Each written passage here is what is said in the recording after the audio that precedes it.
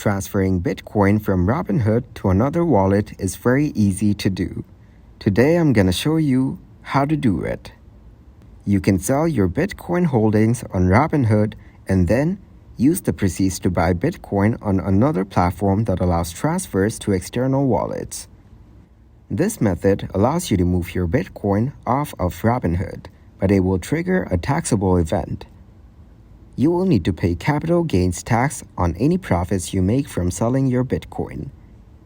Consider using a non-custodial exchange that allows you to connect your Robinhood account and trade your Bitcoin directly.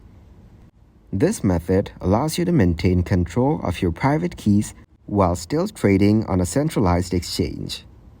Be aware of the risks associated with non-custodial exchanges, as they are not regulated by any financial institution. If you are patient and prefer to avoid selling your Bitcoin, you can wait for Robinhood to implement crypto withdrawals in the future. This option allows you to keep your Bitcoin on Robinhood without triggering a taxable event, but it requires patience.